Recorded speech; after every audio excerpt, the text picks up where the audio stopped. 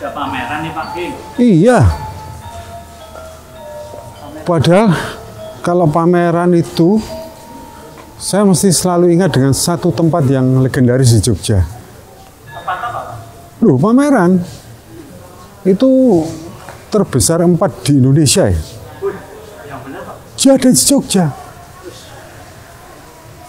Apa Pak nama-namanya? Jogja Expo Center. Saya kok pengen ketemu bosnya ya. Di mana dia ya? Bisa tahu event-event gitu Pak.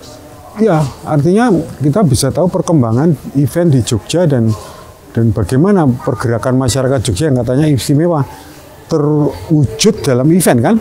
Yes. Oke, kita temui yuk. Kita coba cari ya. Iya.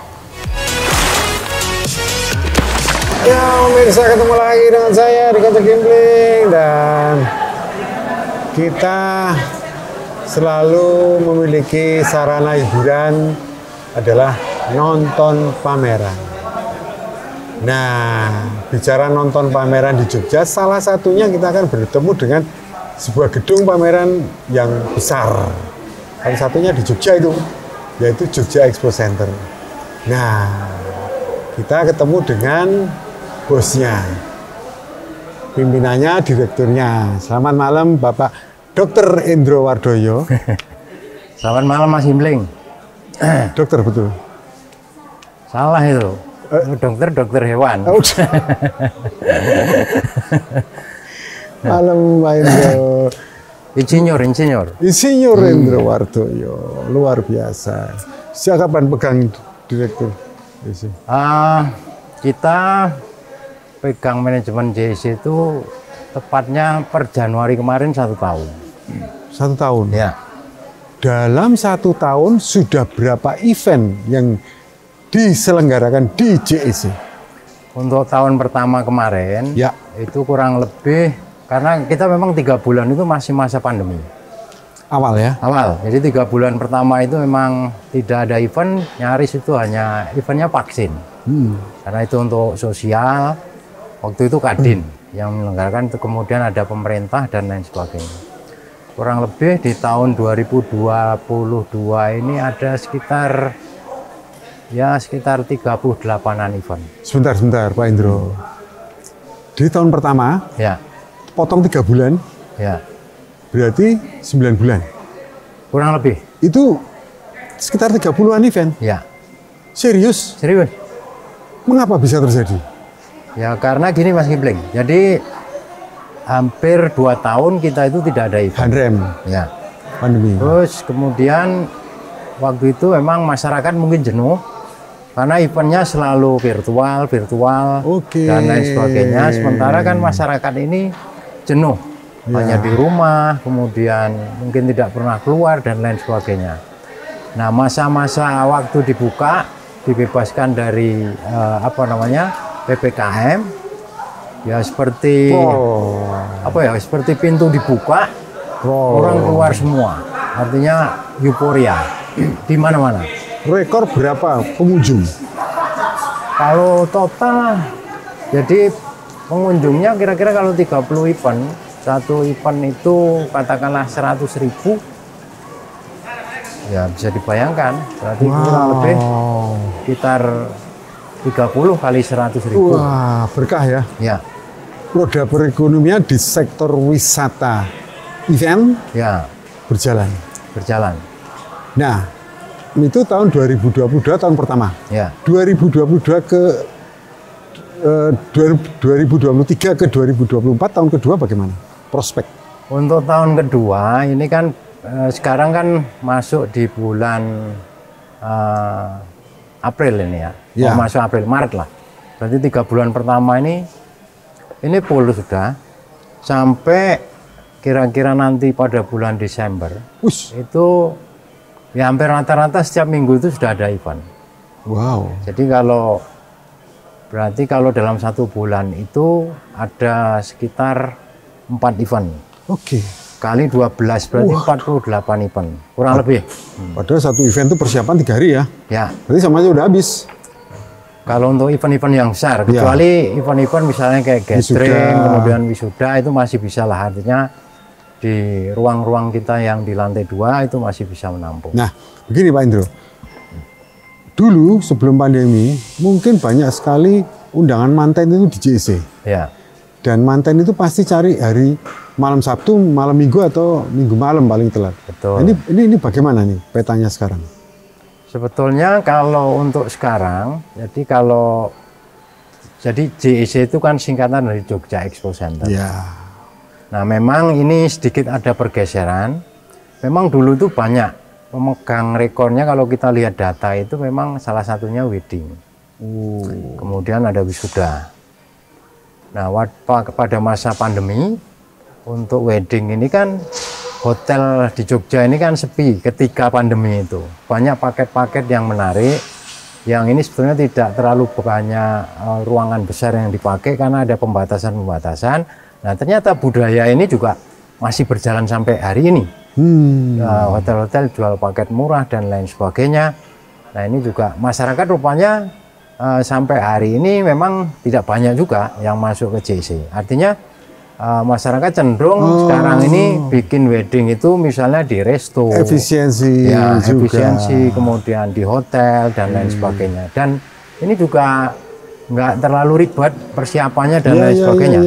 Ruangannya juga nggak harus besar karena jamnya juga bisa diatur dan lain sebagainya. Secara alamiah sudah diatur, yang wedding mengurangi pesanan di JEC, tapi digantikan oleh event. Ya, betul. Betul ya. Karena memang misi kita, karena ini Jogja Expo Center, artinya bahwa gedung ini memang diperuntukkan untuk event-event expo. Iya, betul. Nah, harapan kita memang ini dulu pesan dari pemerintah yang dalam hal ini gubernur termasuk bupati, bagaimana kita mendorong, termasuk arahan presiden dan lain sebagainya, bagaimana kita mendorong ekonomi pasca pandemi ini, bagaimana kita membuat multiplier dari adanya kegiatan-kegiatan. Nah, salah satunya, jadi yang menarik Mas Gimpling di Jogja Expo Center ini kalau boleh dibilang, ini gedung terbesar nomor 4 di Indonesia. Gedung nomor 4 terbesar di Indonesia? Ya, nomor 1 itu ada di Banten, namanya AIS. Ya. Nomor 2 ada di Kemayoran, namanya PRJ. Kemudian nomor 3 di Balai Sidang, di Senayan. Baru urutan yang keempat ini JEC. Maaf, kalau seperti Sportorium punya UMY, itu masih di bawah kita. Oh, gitu. Jadi luasan kita ini untuk hallnya sendiri di dalam itu ada 3 hall itu 8.640 square meter. Jadi ini memang yang terbesar di Jateng, DIY, dan Jatim. Ada Jatim Expo, ini luasnya juga hanya sekitar 5.000 sekian. Nah, sebetulnya ini bagi Pemda DIY merupakan aset yang luar biasa tidak dimiliki daerah lain. Nah, bagaimana mengoptimalkan apa yang kita punya ini, artinya aset yang kita punya ini bisa dikembangkan dengan sebaik-baiknya. Bagaimana Yogyakarta ini menjadi tujuan MICE utama di Indonesia. Oh, jangan marah ya. Ya. Seperti marah, terlihat marah. Bukan marah, tapi semangat. Semangat ya. Geget gitu ya. Untung atau bonjok atau? Oh, kalau rugi? Saya melihat memang masih cukup menjanjikan. Artinya keuntungannya pasti untung.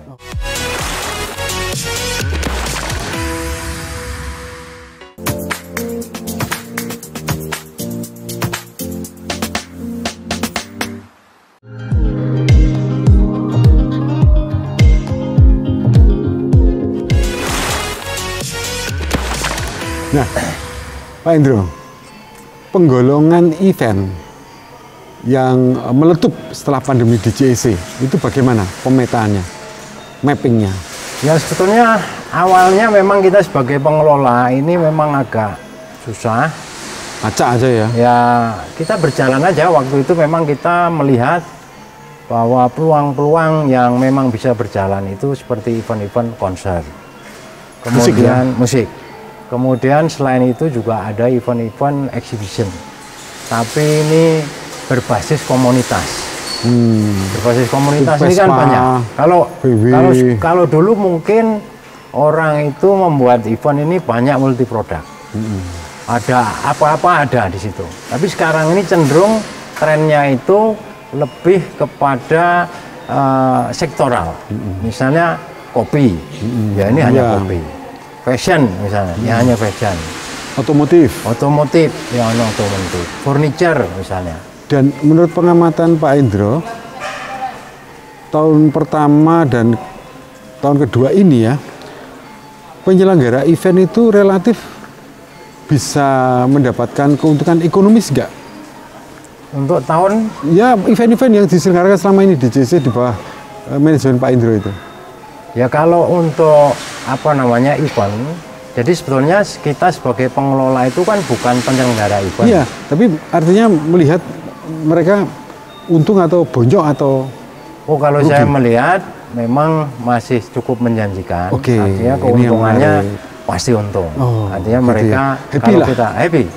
Jadi misalnya event-event yang sudah berjalan cukup baik itu seperti katakanlah yang barusan itu ada namanya Jivina, Jogja International Furniture and Craft Fair. Kemudian, ya. Kemudian nanti ke depan ini ada Halal Fair. Ini kan sebetulnya event-event yang sudah berjalan. Kemudian ada Custom Fest. Kemudian ada Indonesia Custom Show. Kemudian ada PW, ada Halal Food Fair, kemudian ada GFEC, ada Jogja Coffee Week, ada Jogja Fashion Week, masih banyak lain. Ya. Nah, terkait ada event yang menjadi sorotan akhir-akhir ini, seperti fashion khususnya yang thrift. Ya. Menurut Pak Indro sebagai seorang direktur Jogja Expo Center, pendapatnya bagaimana itu?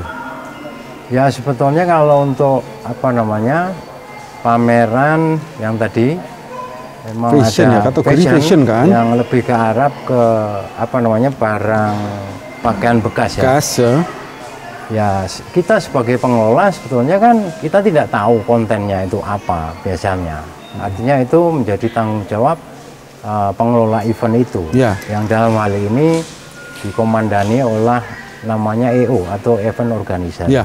Tapi begini maksud saya, pandangan Pak Indro sebenarnya itu bagaimana? Sepertinya kok berbeda ya dengan pemberitaan yang beredar bahwa itu kan impor pakaian bekas dengan garage sale ya yang besar. Pasar pakaian bekas itu kan barang bekas itu kan sebenarnya berbeda ya. Ya berbeda. Jadi kalau saya melihat sebetulnya kalau kita melihat misalnya statementnya beberapa ada kemarin itu dari Menteri KUKM, Kemendak dan lain sebagainya. Intinya kalau di headline-nya itu kan trip pakaian impor bekas dilarang. Ya. Memang undang-undangnya begitu. Iya, sejak dulu kan. Sejak dulu itu sudah lama. Tapi yang jadi masalah sebetulnya ada headline yang cukup menarik bahwa trip membunuh UMKM. Nah, kayak gitu loh. Saya juga nggak ngerti, tapi yang jelas bahwa kalau kita melihat data di BPS, ya, bisa nanti dilihat itu yang disampaikan katakanlah ada tokoh nasional, misalnya Adian Apip Pupulu belum lama ini kan mengeluarkan data juga. Artinya bahwa sebetulnya hampir 80% sebetulnya yang merusak ini tadi pasar ini UMKM sebetulnya itu adalah pakaian jadi impor. Artinya barang-barang impor yang dari China yang dalam hal ini sebetulnya kan sudah lama. Efek dari perang dagang antara Amerika dan China. Nah waktu itu kan memang besar-besaran. China itu ekspor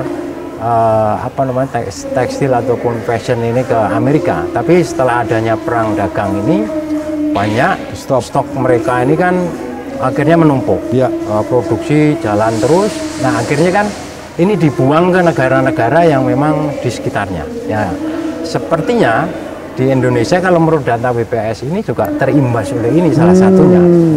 Jadi saya juga nggak ngerti kalau misalnya data misalnya yang disampaikan oleh Kemenkop atau Kemendak bahwa pakaian bekas ini membunuh UMKM kita dan lain sebagainya. Faktanya yang ada di lapangan itu datanya bisa dicek di BPS.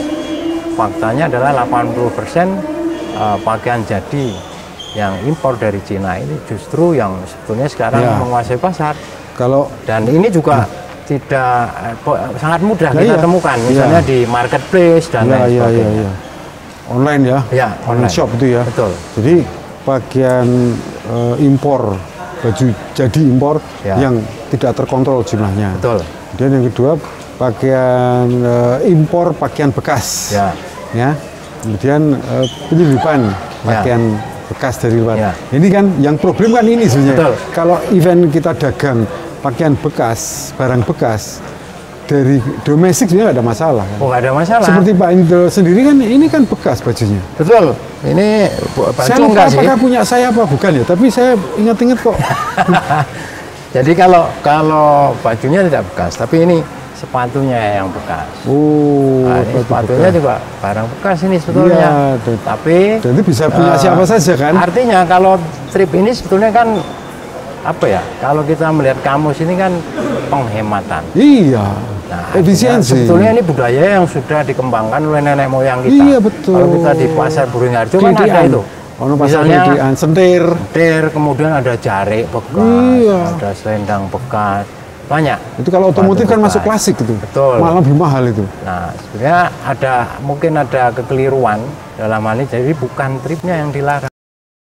Gigi.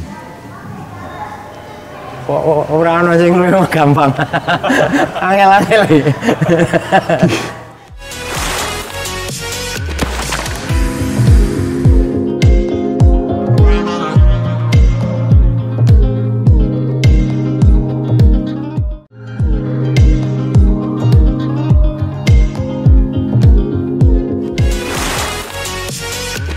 Anda sebagai Presiden Jogja Expo Center apakah berusaha untuk meluruskan kekeliruan-kekeliruan itu? Ya, Mungkin pidato keliling atau enggak juga. Jadi mungkin kita bisa memberikan ya proses edukasi lah ya, kepada teman-teman. Selain itu juga kita memberi masukan ke pemerintah ya, atau pihak stakeholder yang lainnya bahwa sebetulnya yang harus diberantas ini adalah penyelundupnya, ya, importirnya, ya, yang memasukkan barang secara ilegal ini Ya, yang harus diberantas. betul. Nah, saya setuju. Artinya ini yang salah satu penyebab yang mungkin juga kurang baik image-nya juga. Artinya menurut pandangan masyarakat di dunia internasional. Kalau tripnya ini saya kok meyakini ini sesuatu hal yang positif. Positif. Karena ini kan membantu lingkungan. Iya. Karena bagaimanapun juga fashion ini kan sudah semenjak dari revolusi industri di Prancis kira-kira 18 berapa tahun yang lalu, 18 berapa. Nah, itu dimulai revolusi industri.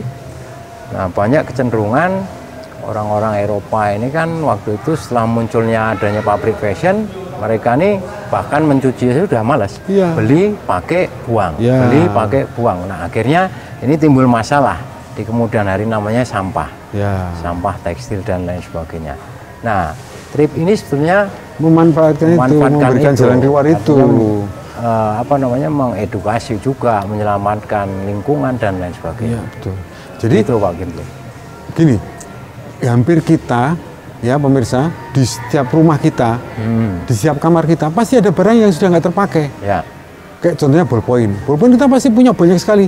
Ada tiba-tiba ballpoint yang udah lama sekali nggak Betul. disentuh udah. Nah, artinya maksud saya begini Pak Ginting. Itu kan jadi trip ini jangan dimaknai hanya fashion. iya. Nah, trip ini karena trip ini artinya adalah penghematan, jadi barang apapun. Kondisi pandemi kan membuat orang berhemat Betul. semua. Artinya di barang bekas, furniture aja ada. Iya. Nah, kalau kita melihat di Gejayan, Iya.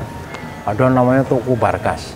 Itu Ya, barang-barang iya, furniture iya, iya. banyak sekali. Dan pandemi malah tambah besar tokonya.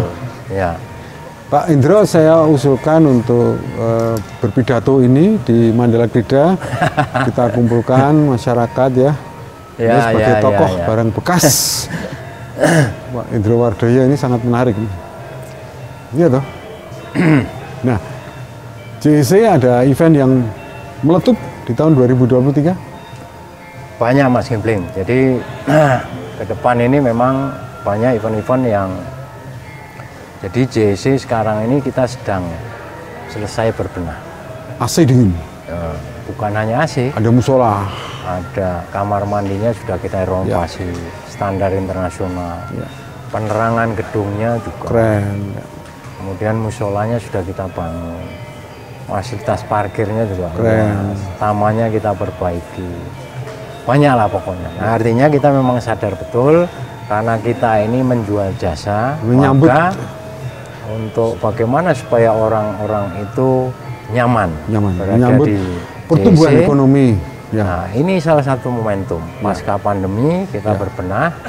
Nah, ke depan ini banyak sekali event-event yang nantinya akan hadir di JEC. Ya. Tadi mungkin di depan sudah saya sebutkan Ya. ada halal fest, Ya. ada halal fair, ada Oke. custom fest. Yang ini di mana di kota lain tidak ada. Oke, Pak Indro. Namanya. Pak jenengan asli mana? Saya asli sebetulnya orang tua dulu dari Gunung Kidul. Oh, Jogja ya. Ya, Oke. Kita masuki dunia Jawa. ya. Oke. Ada sedikit tes budaya. Oke. Saya akan ngomong sesuatu dalam bahasa Indonesia. Anda terjemahkan dalam kromo inggil. Waduh. Moto. Indra. Ayo Pak, dipikir toh. Nah, iya kan? Kromo Mata inggil. Indra. Yuk. Apa ya? Mata ya mata. Wis ora kromo inggile. Waduh. Masa nyeluk anu ayahandamu Pak kagunganipun moto Waduh ini paningal. paningal. Oke. Nyerah Oke. ini, kalah ini. Gigi. Kok ora ono sing memang gampang. Angel-angel iki. Untu itu nguku ya? Engko Wah, apa ya? Bahasa halusnya. adamur wae. Mulu ora apa-apa. Aduh. Waos ya. Nah, nyerah. Ya oke, enggak masalah ini santai aja kok. Rambut. Rambut. Angel iki. Lah kuwi Gunung Kidul mundi. Kok gegek jalan Parangtritis kilometer 56. Gunung Kidul itu orang tua. Saya kelahiran Lampung. Wow, Puja Kusuma. Gede ning ngono. Sampai SMA. Ya wis rek Ya. rambutmu apa? Rambut ya rambut. Ora basa klomo inggile. Rek. Mo. Rikmo. Rambut itu. Rambut. Baru dengar. Wah. Makan. Nah, dahar. Pinter banget. Basa ana unsure. Anu Dalap. Dalat. uang. Hah? Uang. Uang Arto. Ya pinter lah basa nggon Ya, tahu ada yang gitu-gitu. kesejahteraannya lancar ya. Aduh, sejina ya. Ke Wah, ini malah Luwak. bingung ini. Luwak. Hah? luwak. Luwak. Luwak ini ya hewan luwak. Iya, kromo inggile apa? Luwak. Waduh, Gampang. susah ya. Menyerah? Menyerah. Luwak itu makan kopi kalau di tempat saya. Tapi kromo inggile apa? Tirukan saya kalau nyerah. Oke. Ku lo. Kulo. Ah,